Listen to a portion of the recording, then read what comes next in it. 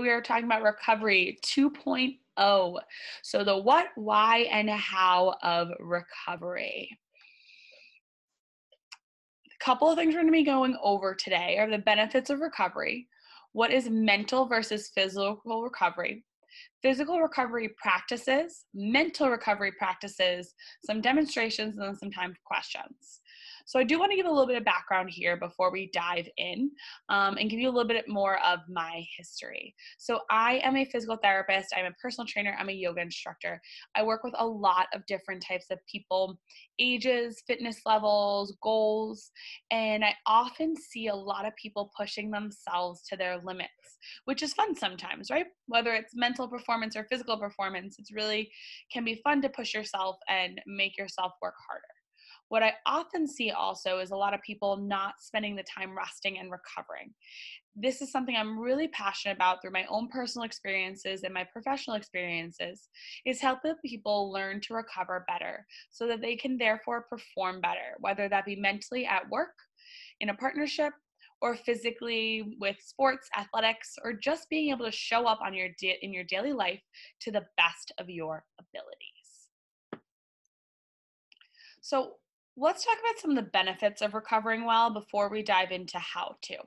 So when we recover, and I'm going to use recover as this big overarching word to encompass a couple different things, and we'll pick that apart in just a moment. But when you're recovering, it's giving your body time to better itself at the end of the day. So from a structural standpoint, muscles, ligaments, even bones, you're building and repairing muscles. You're repairing any structural damage. You're improving muscle strength. Every time you perform an exercise or perform a movement, it's changing the way your muscles in your body move. So by resting and recovering, you're giving yourself that time to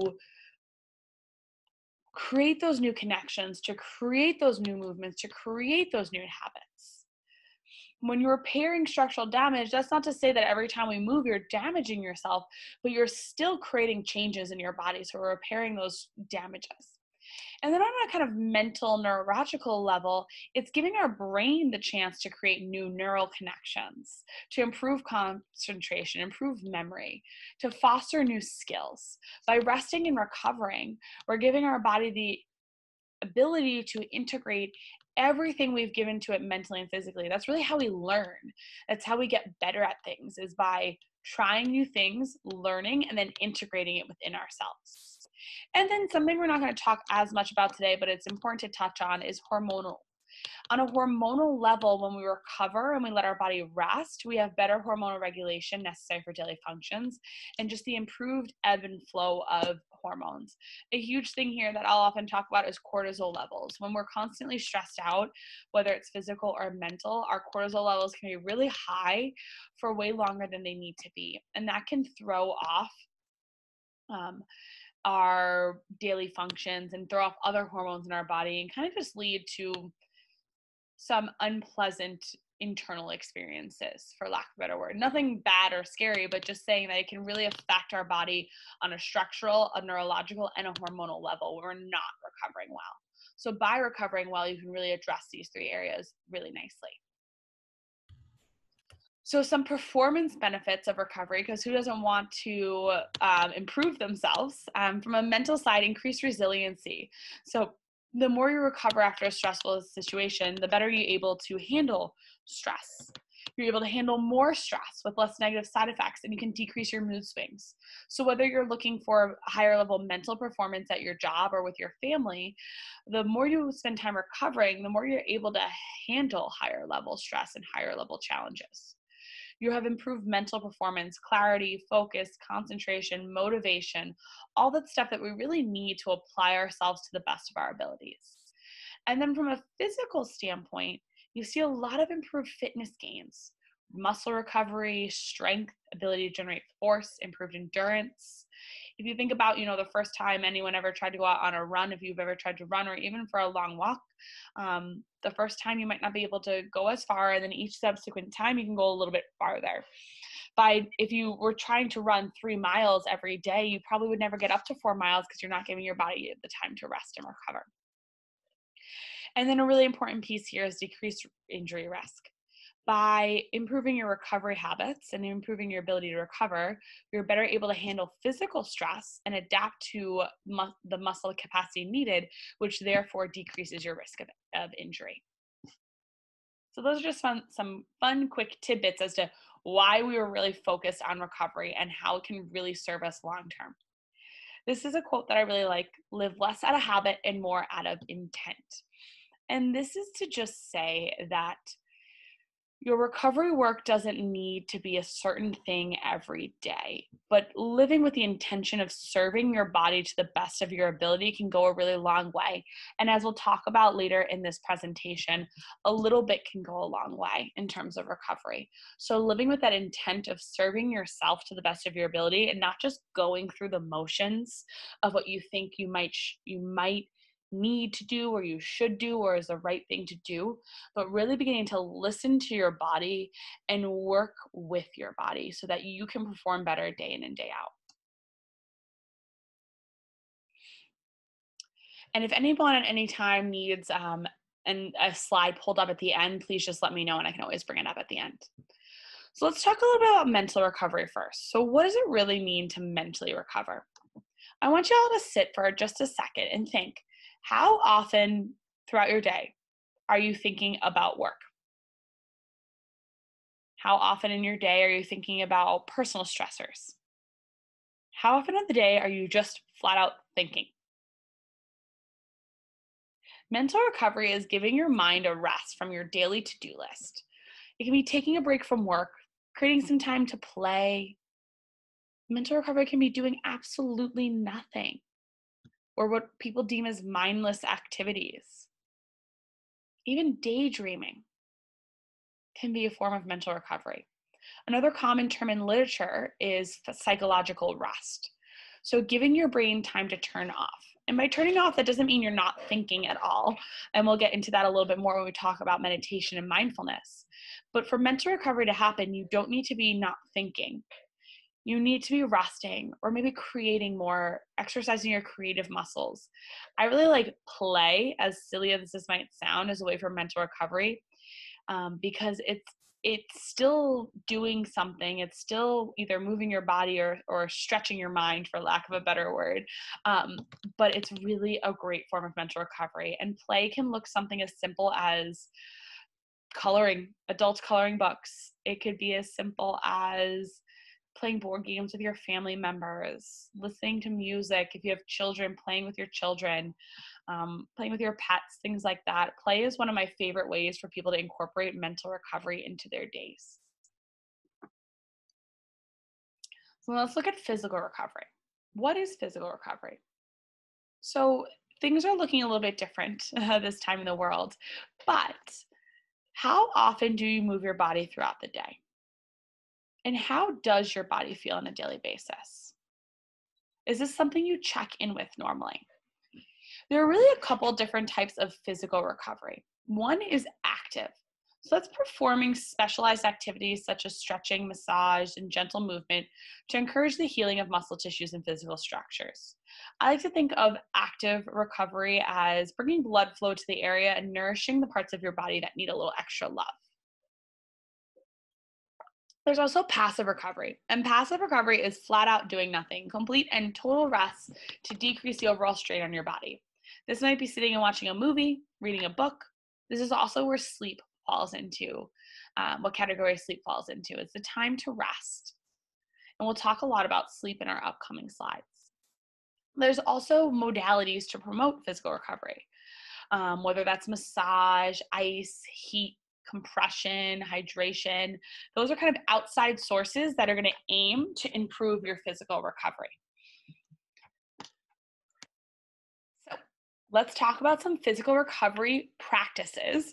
And then I'm going to show you a couple of videos actually with some of the specific practices. So physical recovery practices can look really different depending on the person and depending on the day. So some days, if you're feeling really tired, if your body needs an extra rest, that might be extra sleep. That might be complete and total rest, laying on the couch, really minimizing your movement. Other days, that might mean short walks. Short walks are one of my favorite ways to promote physical recovery, whether it's after a long workout or even a long day at the office, or even just a long day running after kids. Going on a really brief walk can do a lot of good for your body. It helps improve blood flow to your extremities, your legs and arms. It helps improve your lymphatic vessel flow, which is a really important way that our body detoxes itself. Excuse me, I'm trying to put two words in one. It's also really good for your mood and your muscles. So short walks are a really underrated way to physically recover and honestly, mentally recover. Other things you might look at that are common are yoga classes. Some yoga classes, though, aren't recovery classes. So if you're looking for a physical recovery practice, I would look more at like a slow flow class, a restorative class, a yin yoga class. And we'll talk about some specific yoga postures, so poses that are really restorative for the mind and body in just a moment. And if yoga isn't your thing, but you know you want to get moving a little bit, gentle stretching. That could be stretching out your hamstrings, your quads. That could be seated at your desk and just taking a little gentle twist in your chair, reaching your arms overhead and taking a big arm circle back. Other really important physical recovery practices is hydration. Our body cannot work to the best of our ability if we're dehydrated. So aiming for at least 8 to 10 glasses every couple of 8 to 10 ounces, every couple hours is really important. Another huge piece here that is underrated is sleep. And I have a whole slide on sleep that we'll talk about, so I won't touch on that here. Other things that are not as common and maybe not as accessible at the moment, but are good to keep in mind. Massages, whether that be self-massage, which is something we'll talk about in a second. Infrared saunas are really great to help lymphatic flow and improve blood flow to the muscles. Hydrotherapy, so getting in water, whether that's like a hot tub situation or even just in water in general. Fueling with good nutrients is always going to help aid our physical recovery. And then compression garments or tools. Tools such as Normatec boots are a really common one. Compression garments can be really helpful. I will say with compression garments and tools that I would talk with your doctor first, depending on different health conditions or medication you're on, just to make sure that you're safe to use those.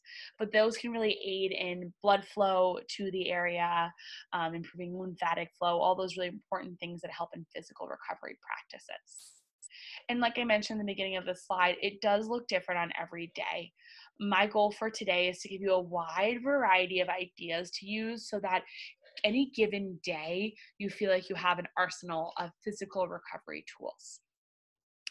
So our next slide is really about how much should you do. With physical recovery especially, I truly believe that a little bit of something is better than a whole lot of nothing. That was like one of my favorite mantras. Start small. Maybe that's just a gentle morning stretch. Maybe that's a short walk after a long day of work, and you'll see the results. And then just keep going, trying one new thing after the other or adding a little bit more each time. So these are some of my favorite restorative stretches. So the one on the left, I'm kind of putting my arrow over it, it's called Supta Baddha Konasana, or reclined bound angle. So you have the soles of your feet touching, your knees are out wide, and then you can either reach your arms up overhead, or you can bring one hand to your chest and one hand to your belly. If you have really tight hips, it would feel really nice to put a block or a pillow kind of underneath your knees right here where I'm pointing with my arrow.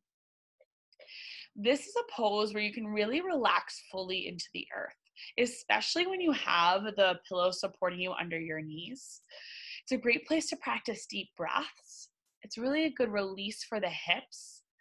And it's a pose frequently used at the end of yoga practices to calm the body back down, to slow the breath and slow movement.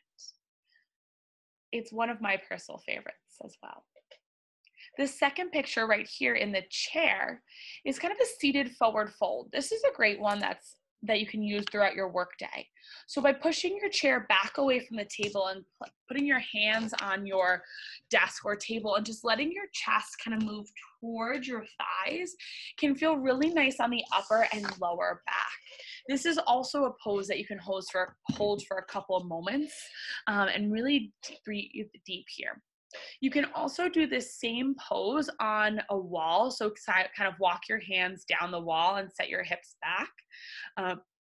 And do the same pose if you know you don't have a table nearby. It's kind of like a seated child's pose if anyone's done child's pose before. And this last picture on the right, it's not the best picture, but it's called legs up at the wall. So what you do, this person's on their couch. You can do it on your couch, on your bed, or on the floor. But get your bum up really close to that surface and you let your legs come above your heart on the wall. It is called an easy inversion practice, and it is wonderful for restoration, physical and mental. There's actually research out there that shows that spending 15 minutes in a legs up at the wall pose is this equal to what it does to your body mentally and physically. It's equal to a 90-minute nap. That's how restorative it is. I highly recommend it. If I've had a long morning, but I know I need to be active in the evening, whether that's work or with family, I'll pop myself into a legs up at the wall pose and just breathe for a couple minutes. Sometimes I'll put on my favorite song and just stay there for the whole 3 or 4 minutes of the song and rest. It can be a little tricky to get into on the floor. It's actually kind of nice to do with your bum against a couch and your legs kind of draped over the couch. You can always bend your knees slightly too if there's any discomfort there. So then there's some self-massage tools that I wanted to show you. So I'm just going to take you to these videos. I'm not going to show you the whole video, but I'm going to show you some of the important parts of it. So self-massage is a really great way to aid in physical recovery. It brings blood flow to the area, it soothes sore muscles, and it really helps you get in tune with your body. So let's start with the lower leg here. It's going to bring us to YouTube. I feel one might feel better than the other. I'm going to start off with this guy for our first one. So we're going to get into the front of the shin right here. So this is called your anterior tip. So what you're going to do is you're going to be rolling with one ball on either side of your tibia into these muscles here. So what does that look like? You're going to come onto your hands and knees, and you're going to start up at your knee. You're going to start just rolling forward and back, forward and back. You might stop at your knee for a second and bend and flex here. You might roll all the way down to your ankle and just rest there. Sitting here. A couple of different things you can do, and these do eat mats, so be careful. You can just hold. So sit in a kneeling position and just breathe here. It might also feel nice to kind of rock back and rock forward. Depending. Beautiful. So that is just one example for the lower leg there. I'm going to show you one for the upper back. Give it a second to load. So you can use a foam roller for this or yoga tune-up balls. I like the bigger ones here just because they feel best in my body. I also recommend you putting your hair up if you have longer hair. I'm going to skip this because these balls will kind of eat the hair a little bit. So I'm just going to throw mine. What we're going to do is lay on your back. And you're going to take one ball on either side of your spine. It might take a second to set yourself up here. Hands will cradle your head, knees bent, feet flat. And a little core engagement to protect your low back. You're going to start with just rolling up and down your spine, getting into the muscles on either side of your spinal column. You can go as far down as you feel comfortable. For these, I like to go to about my ribs, just because that's where I have control, and all the way up to the tops of your upper traps. So that is another brief example. And then last but not least, I'll show you a little bit of glutes before we get onto something a little bit different. So these are just some quick examples. Welcome back to the wall. I'm going to use one ball for this. You can use two, you can use the foam roller, but I personally really like how one ball feels here, so I'll show you that. Left knee bent and my right leg out straight. My right leg is going to stay on the floor for now, and I'm just going to lift my butt up and scooch this under here. I'm using my left foot both my arms and kind of my right knee to just explore. I like to start with circles and kind of get an idea of what's going on here. Then you can kind of go up and down over that more tense area. If you find a spot, you might close your eyes and breathe. And then you can go from the middle of your body, so kind of by your tailbone, all the way to the outer hip and back in. Just like so. Making circles as you get into this outer hip. Beautiful. So we'll head back into the presentation and keep on going. So, sleep. Sleep is super, super important for physical and mental recovery. Adequate sleep helps to improve your mental and physical performance. It allows your muscle tissues to replenish needed nutrients and mend damaged tissues. And if you don't get enough sleep, you will see decline in cognitive and motor performance. So motor is the ability to move your body. You'll see a decline in your reaction times and a decline in your mood state, emotional stability. So we really want to make sure we're getting adequate sleep. So the what really here? Quality is important versus quantity. So I'd rather you get 7 really good hours of sleep versus 12 not so great hours of sleep. The recommendation is about 7 to 10 hours a night, and I find that it really is person dependent and it's really lifestyle dependent. So it really depends on what you're doing in your days, how much sleep you need. There is no perfect number like 6.25 or 7.75 hours. It's really dependent on how much rest in your sleep you get. So REM sleep and deep sleep you get. And that is really dependent on what's going on in the rest of your life. Sleep is a very complicated, can be a very complicated thing, but it's also a really easy thing to tweak. So when I talk with people about sleep and improving their recovery, I talk about how to improve their quality of sleep. So the main thing is really creating evening routines and rituals to signal your body to sleep. So whether that's a cup of tea, whether that's reading a book, whether that's dimming of the lights, but those little tools will tell your body kind of where it needs to go. Things such as decreasing time on devices for bed. So whether that is not using your phone 2 hours before bed or not using your computer. Things like blue blocking glasses can always also be helpful here. Another really important thing for quality of sleep is kind of falling asleep and waking up at the same time each night and morning. So keeping a really consistent sleeping schedule, whether that's going to bed at a certain time and waking up at a certain time, really helps improve your quality of sleep. Last but not least, having an optimal sleep environment. So the kind of gold standard is 68 degrees, but I find a cooler room is really important for a good quality sleep. Having complete darkness and making sure it's quiet. Even in the city, I know that it's hard to have complete and total quiet, but just having the best experience as possible here. So your mind and body tell you what it needs if only we would listen. So with everything in recovery, we want to make sure we're listening to our body to the best of our abilities. So listening is really going to help us tune inward and know how we need to recover. Let's talk a little bit about mental recovery. Mental recovery is just as important, if not more important, than physical recovery, especially with how many devices we have, how hard everyone's working, taking care of their family, even just answering emails, working, wherever you are in your life span, we are getting mentally burnt out when we're under a lot of stress. So things like meditation, playing, once again, coming back, spending time in nature, expressing creativity. So that's one where I talked about earlier, adult coloring books. I really got into making bracelets for fun the other day because I just need another creative outlet. Might be gardening. Spending time in nature is really great for your mental health. Short walks are coming up again. So if there's one thing you take away from today's presentation, it's go on a short walk every day. Go around the block. It's really good for your mental and physical recovery. Listening to music can also help you recover mentally. So if there's that favorite song of yours that really helps you jam out, that is going to be really helpful for your mental recovery. Kind of in line with listening to music is dance parties. I ever have a day where you're just not having the best day, you feel burnt out mentally, you feel burnt out physically, my biggest piece of advice would be throw on your favorite music, close your eyes, and literally dance like no one's watching. Switch your energy up like that. Another great thing for improving mental performance and mental recovery is breaking your day into 90-minute blocks.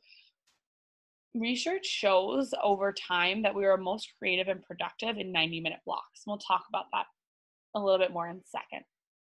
And another thing that can be helpful if you've had a really long day is napping or doing that Viparita Karani, the legs up at the wall pose that I showed previously, can be really great for improving your mental recovery as well as physical recovery. So mental recovery really is all about picking something that works best for you and that helps you best rest your brain. That sounds really daunting, I know, but being able to pick something that works for you. So for some people, that also might be fiction reading. And that might be just staring at and watching the world go by from your front porch. Sometimes for me, mental recovery is just watching the sunset. There's no really right or wrong. There's a lot of different things you can play with, but the important piece is you're giving yourself time to not do anything that's on your to-do list, work or personal. So a couple more specifics here that I want to dive into. 90-minute blocks. 90 minutes seems to be the limit of human productivity and creation. So creating a workflow or a home flow that is 90-minute blocks will give your brain time to rest. So that might mean, picking a time, and it doesn't mean you have to do 90 minutes and then you're done. It's 90 minutes and then taking a rest to maybe go for a short walk, maybe grab a cup of tea, maybe take a couple of deep breaths outside, whatever that looks like to you. And I know right now things are really different in everyone's personal and work lives. So it might just be like working on one thing, whether it's with your kids or your household for 90 minutes, and then switching things up. So whether that's going from work to cleaning, whether that's from taking care of children to lunch, just switching things up every 90 minutes can be really important for our mental recovery. Mother Nature. There is so many benefits to being outdoors. And I know if you're in the city, it can be really hard, especially now with our limits. But something as simple as opening the window and getting a couple of breaths of fresh air, or growing a little succulent garden in your windowsill can be really helpful. Being outdoors can improve mood, alleviates work stress, and improves sleep. One study stated that it helps people leave stress behind and focus on simpler, more refreshing thoughts. This is also another reason I love short walks. Taking a moment to get outside, even in the city with the proper safety measures, can be really helpful for your mental and physical health. And then meditation. Meditation comes in all shapes and sizes, and there's really not one right way or wrong way. The biggest piece of meditation that I like to focus on is being able to turn your focus inward on the sensations in your body and letting your mind fully rest while doing so. There are probably hundreds of different types of meditations out there. And if you have any specific questions on types at the end, please feel free to ask. But a meditation practice in general is going to serve your mental recovery. It's going to improve your mental performance, and improve your mood, and improve your physical health. So I know we're coming up right on our time for questions, but I want to take everyone through a brief 5 senses meditation. It should take about 3 or 4 minutes. If you don't want to participate, you don't have to, but I'm going to take everyone through the meditation and then leave some time for questions at the end. So this is one of my favorite, really simple meditations that you can take yourself through.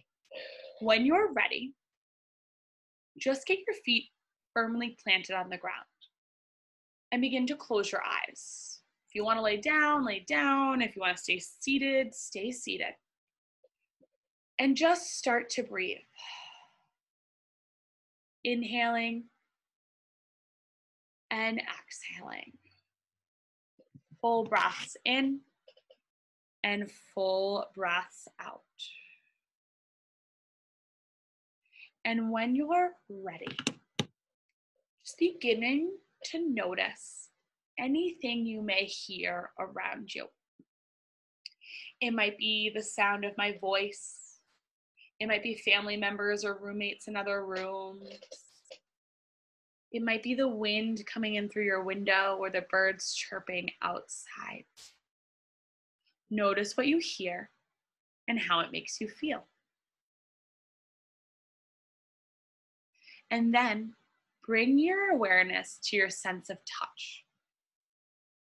What part of your body is touching the surface beneath you, whether it's the floor or a chair? Where are your clothes touching your body? Where's your hair touching your body? Notice how things feel on your skin. Notice how they make you feel.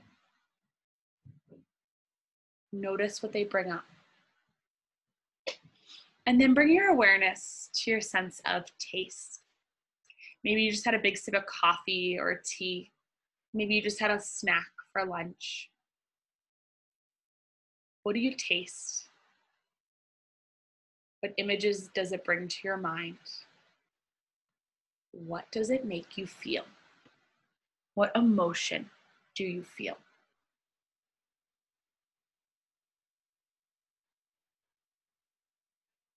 And then bringing your awareness to your sense of scent, smell. Take a big breath in, fill up, and exhale, let it go. Notice the different scents that come across your nose. Maybe it's your shampoo or any food you might have cooked. Maybe it's the coffee in front of you or your perfume. Soak it in, savoring each scent that comes across your space.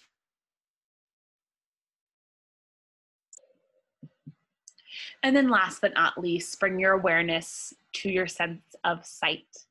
Maybe you keep your eyes closed and you watch the colors dancing on your eyelids. Or maybe you flutter your eyes open and you look at everything around you. Notice the colors, the textures, the shapes. Does your space make you feel good? And then taking one last brief moment here to just notice all the different sensations in your body. Notice what is closer and farther away. Notice what is intense or subtle. And take it all in, focusing on these sensations for 2 more big inhales and long exhales. Inhaling to fill and exhale, let it go. And when you're ready, just flutter your eyes open. Get yourself situated. And in a moment or two, I'm going to take some questions.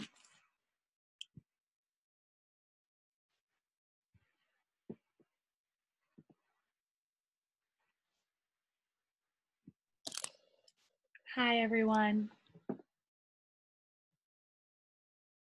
How are you? Good. Really good. Good. If anyone has any questions, I'm going to answer the questions in the chat first, but then I'll answer. I know we went over a couple minutes of the presentation, but if you have any questions that you want to verbalize, please feel free to in just a moment. But first, I'm going to answer the questions in kind of the group here. So one question was, is it easier to do the upper back self-massage on the floor as opposed to up against the wall? Great question. The upper back one, that is really person dependent in how your muscles feel. So on the floor is going to be more intense than on the wall. If you're on the wall, you kind of get to use your strength to push in, where on the floor, you're using your body weight. So it really depends on your personal preference, how tight your muscles are, and your accessibility. I'll have people do it on the wall in their offices because people are more likely to be able to like get up in there or in a public space at the wall than on the floor. So I would try out both and see what feels better on your body. I know my back is really tight, so sometimes I really want it on the floor to kind of get in deep. Awesome. Mm-hmm. Beautiful. Yeah, and you know, just some comments on sleep about how many hours people are sleeping.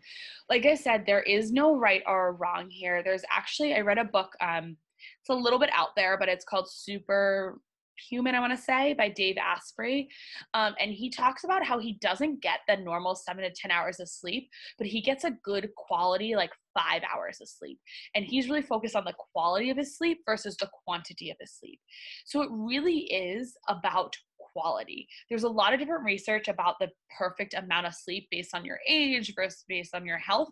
And there's a lot of different factors to take into place. So if you only sleep for 5 or 6 hours of sleep and that works for you, then that works for you and that's great. Awesome. And yeah, just a quick question about the presentation. I will pass it along to Tufts. They should be able to pass it along to you guys as well. Beautiful. And then another question about the self-massage tools. Yes, great question. So you can use 2 tennis balls in a sock and put a little rubber band around them. I would highly recommend that. I use what are called yoga tune-up balls. They're from Tune-Up Fitness. They are wonderful because they have a little bit of pliability. I actually have one right here. So they're a little rubbery, if you can see that. And it actually has really great kind of drag on your skin, which is really good for your myofascial release. You can get them online. You can get them on Amazon. A couple different places stock them. I know, like, I stock them at my office. So a lot of like yoga studios and fitness studios stock them. But they have them in all shapes and sizes as well. In some of the videos, I was using bigger ones, and some of the videos I'm using smaller ones. They're also a little softer than tennis balls and have a little bit more give, so they can be more forgiving. I used to use lacrosse balls all the time, if anyone has those laying around the house, and they're not bad, but they can be a little over intense on certain muscles. And if we're rolling out and they're super intense and you're like clenched and you can't breathe, you're not going to get as much benefit. So as a side note that I didn't mention in the presentation, but for the self-massage, you want to make sure you can breathe the whole time. If you feel like you're holding your breath, you're cringing so much because it's so intense, then you're doing too much and you're not going to get as much benefit from the self-massage. Awesome. And when you're using the massage, yeah, or foam roller works as well. But I really love these Tune-Up Fitness balls. That's their name. Oh, it's backwards, but the name and logo. And then techniques to get to sleep. That is going to look different for every person. So I personally, for me, something that's really important is having low lights in my home an hour or so before sleep. So for me, I have these little, like, almost like twinkly Christmas lights that I plug in, and I turn off the overhead lights. This is a Himalayan salt mat lamp back there. I'll put one of those on sometimes. So having kind of that darkness about an hour before sleep is really helpful, and keeping kind of that dim lighting up and around sleep. Rituals and routines are really important here as well. So for me, I have a cup of tea before bed. And then I brush my teeth and go to the bathroom, and then I tuck myself into bed. Things like reading a book, something that's not highly activating. So whether it might be it sounds silly, but sometimes I read my more boring books at night because they make me fall asleep anyway. Or even if you're watching a TV show, watching TV isn't bad, but not a super activating TV show. So maybe a fun comedy that kind of like doesn't get your heart rate up intense. Sometimes watching like intense dramas before sleep and you try to turn it off, then your heart rate's elevated and you're like, I'm so excited or scared, depending on what you're watching. Other things that can work for getting to sleep. Yes, podcasts are great. Yeah, even listening to podcasts. That's a great podcast about sleep, but even listening to podcasts are really helpful. I'll have to look into that podcast. Thank you. Listening to like soft music. If you like to meditate, meditating before bed can be a great way to meditate. There's a certain style of meditation called Yoga Nidra. I'll type it in below. Yoga Nidra is a really great way, meditation specific for sleep. Other things, sometimes different scents, whether they're candles or essential oils, can promote sleep, such as lavender or kind of woody scents, making sure the air is cool, and really minimizing the light. The blue blocking glasses are a really light way to get away of the light. Yes, and Nidra, Yoga Nidra is yogic sleep in Hindi, yes. Any other questions? I think that's all that I had on sleep. If I think of anything else, I'll pop it out. But any other questions? If you want to speak up, please speak up. If you want to pop it in the comments, please do. And someone shared here a great podcast about sleep by Allie Ward of Olologies called chronobiology. There's a couple really great people out in the realm of sleep as well, and I've been actually continuously educating myself on sleep and sleep habits.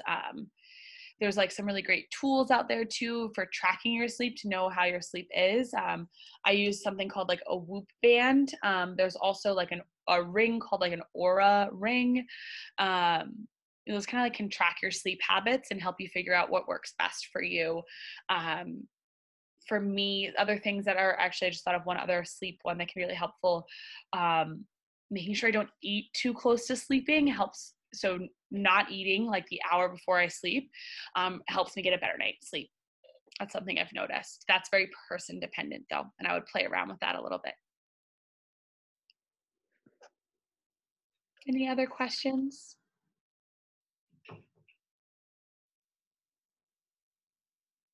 Well, I have a couple more minutes that I'll hang around for if you guys have any questions whatsoever. If you do need to head off to meetings or lunch, please feel free to, but I'll be here for at least another 4 or 5 minutes if anything comes up or you think of anything.